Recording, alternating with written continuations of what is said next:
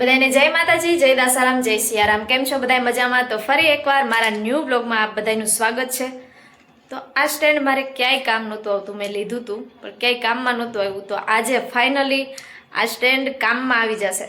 તો બન્યું કંઈક એવું કે હું રિયાઝ કરતી હતી, તો યુટ્યુબમાં રિયાઝના વિડીયો જોતી હતી, તો વચ્ચે ખાવાનો વિડીયો આવી ગયો. એમાં ન્યૂ રેસીપી હતી.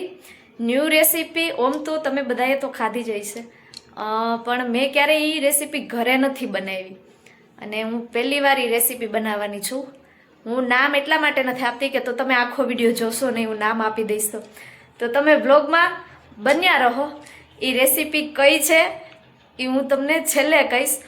અને એ રેસીપી બનાવવા માટે અત્યારે તો મારી પાસે ઘરમાં કાંઈ વસ્તુ છે નહીં, એટલે મારે પહેલાં તો લેવા જ આવી જશે બજારે. અને અમે જે જગ્યાએ રહીએ છીએ ત્યાં આજુબાજુમાં ક્યાંય માર્કેટ નથી, એટલે મારે મોટા મહુવા ઠેઠ લેવા જવું પડશે શાકભાજી ને બધી વસ્તુ. લેશું. મેં ચોખા લઈ લીધા છે ને મારી મમ્મી હે એ ઢીંગલી બેનને નીચે રમાડવા લઈ ગયા. મારી મમ્મી હોત તો મને ના જ પાડી દે કે રહેવા દે, નથી બનાવું. હું ઓછી રસોઈ બનાવતી હોય, વધારે ભાભી બનાવતા હોય એટલે એને ખ્યાલ હોય. તો પહેલાં પાણી ગરમ કરી લઈએ. પાણી ગરમ થઈ જાય. અરે બાપરે, ગેસ તો ચાલુ રહી ગયો.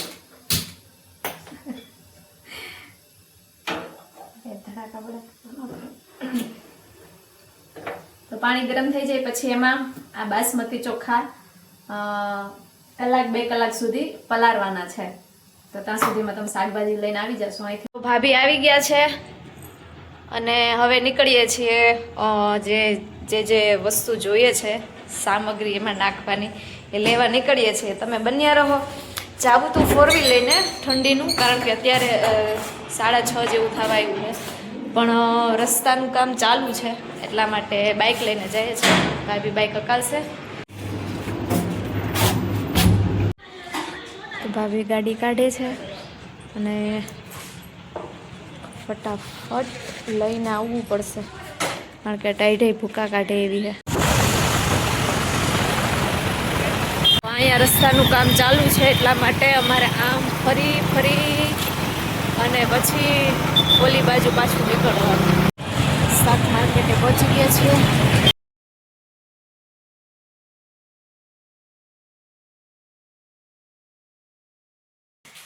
પેલા શાકભાજી બધી વ્યવસ્થિત ધોઈ અને ઠેકાણે કરી લઈએ અને પછી કટિંગ ચાલુ કરીએ.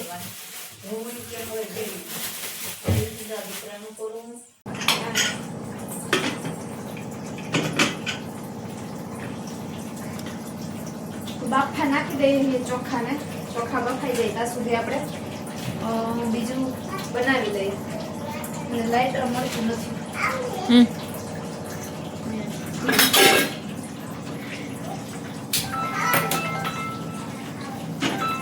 જ્યાં સુધી બફાય ત્યાં સુધી આપણે બીજું બનાવી લઈએ. હાલો. તો પહેલા કોબીને ખમણવાની છે, તો પહેલા કોબી ખમણી લઈએ. શાકભાજી ધોવાઈ ગયું છે મસ્ત મજાનું. ત્યાં સુધી ભાભી પેસ્ટ બનાવી દે. પહેલા તો એક સીટી થઈ ગઈ એટલે પેલા બંધ કરી દઈએ. ચોખાને થોડાક હાવ નહીં પાકવા દેવાના, થોડાક કચા રાખવાના.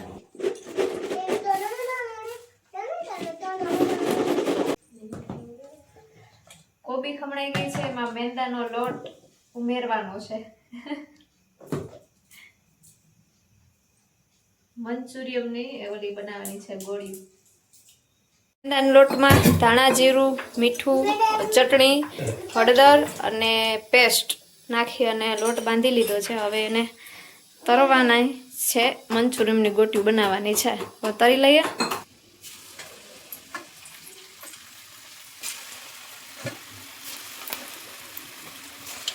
જેવું યુટ્યુબમાં જોયું એવું તો નહીં જ બને, પણ બહાર ખાવા કરતાં ઘરે બનાવીને ખાવું વધારે સારું.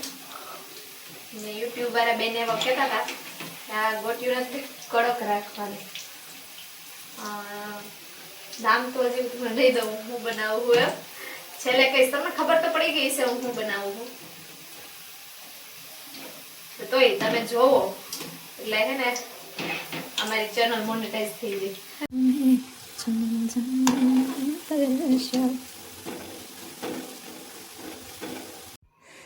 તો બોટી રેડી થઈ ગઈ છે. હવે વઘારવાનું છે. ડુંગળી છે, ધાણાભાજી છે, કોબી છે, લીલી ડુંગળીના પાંદડા છે, પેસ્ટ છે અને ટમેટા, લીલું લસણ ને મરચાં. તો વઘારી લઈએ.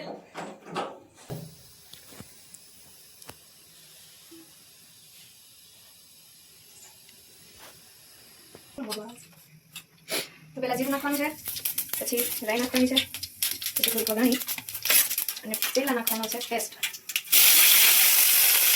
પછી લસણ અને પછી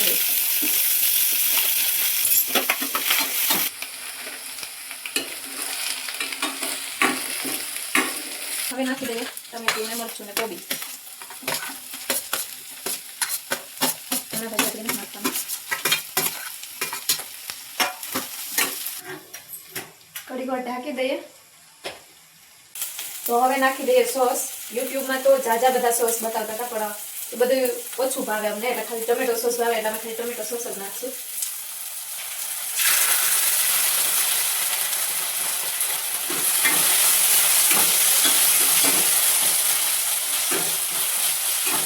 એ મસ્તીનું બનવાનું છે, પેલા પહેલી વાર બનાવ્યું છે પણ એક નંબર બનશે. હવે નાખી દઈએ ગોઠિયું, પછી ખાધા પછી ખબર પડશે બની.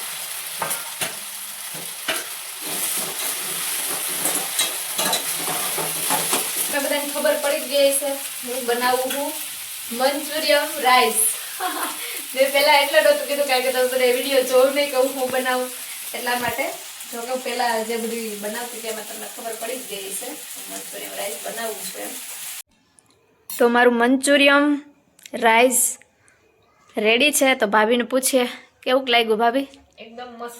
તો મેં પહેલી વાર બનાવ્યું હતું મંચુરિયન રાઈસ. મેં તમને કીધું એ પ્રમાણે કે મને વિડીયો વચ્ચે આવી ગયો તો મને ખાવાનું મન થઈ ગયું, તો મેં બનાવ્યું પહેલી વાર.